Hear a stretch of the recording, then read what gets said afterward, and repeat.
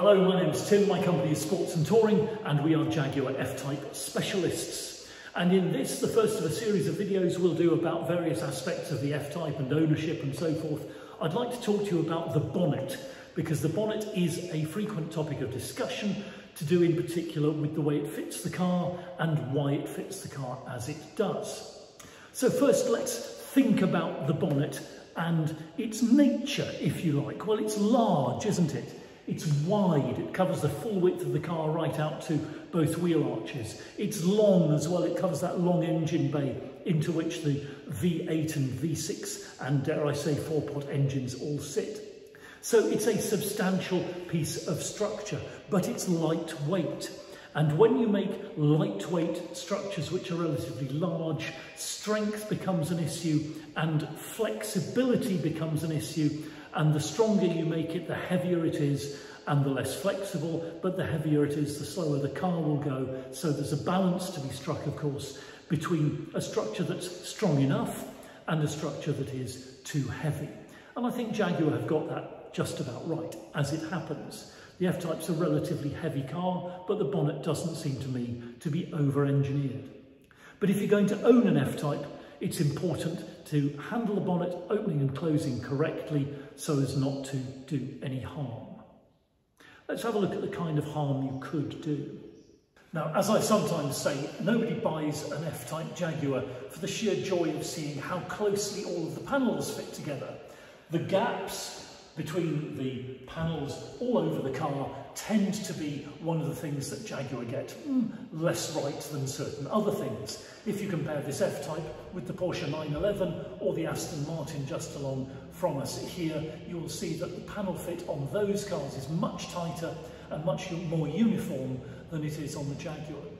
However, once we've said that the panel fit may not be perfect, we don't want it to be too bad. And it's easy to make it too bad by putting the bonnet up and down so as to make it skew, so as to make it go down one side before the other, or vice versa. Let's see how to avoid that. So first, opening the bonnet. Well, the bonnet release is just down on the passenger side of the car.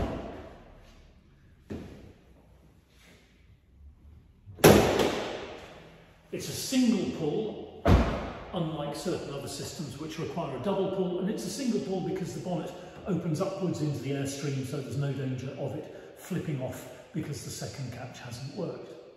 Once you've released the bonnet, it's vital to lift it as near the centre as you possibly can. So depending how tall you are, lean across and lift like so. Don't, whatever you do, put pressure at the sides of the bonnet. You can see as I do that this side of the bonnet is flexing, that side isn't, and that is putting strain on the hinges. Let's look at those hinges. So here we are under the F-Type bonnet, and the hinges are here and here.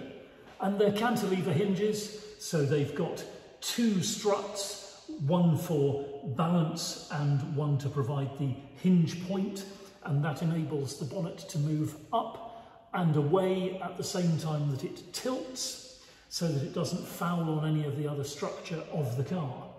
But take a look, is that a substantial structure to you? No, it's not. It's a structure that's certainly good enough for the purpose, but it's not over-engineered. And that means we need to apply mechanical sympathy to it. And mechanical sympathy, for those who haven't come across the term, is acting with technology in a way that understands its strengths and weaknesses. So clearly these aren't the strongest hinges in the world, therefore we treat them respectfully and carefully, and we don't put load on them which they may not like. By the way, while we're under here, let's look as well at the gas struts. So these gas struts which help to lift the bonnet, they take some of the weight of it and they hold it up in place as well, and no doubt in some number of years' time they'll need to be replaced because gas struts inherently become weaker over time, and we'll all go through the same thing that owners of Japanese hatchbacks went through when they had to replace their gas struts after 10 years or so of ownership. So we've had a look at how to open the bonnet, we've had a look at the mechanism for the bonnet, now let's cover closing the bonnet. And the same rule applies, and it's the rule that's made very clear in the F-Type handbook from Jaguar. And that rule is always apply pressure equally on both sides of the bonnet. So to close it, we've got the two air vents on the top of the F-Type bonnet, of course, a hand on each one, and gently down until it falls into place with that satisfying clunk, and you know that the latches have engaged. Do check quickly though, and make sure that it is fully and correctly down. There we are, all you need to know about the F-Type bonnet. Happy motoring.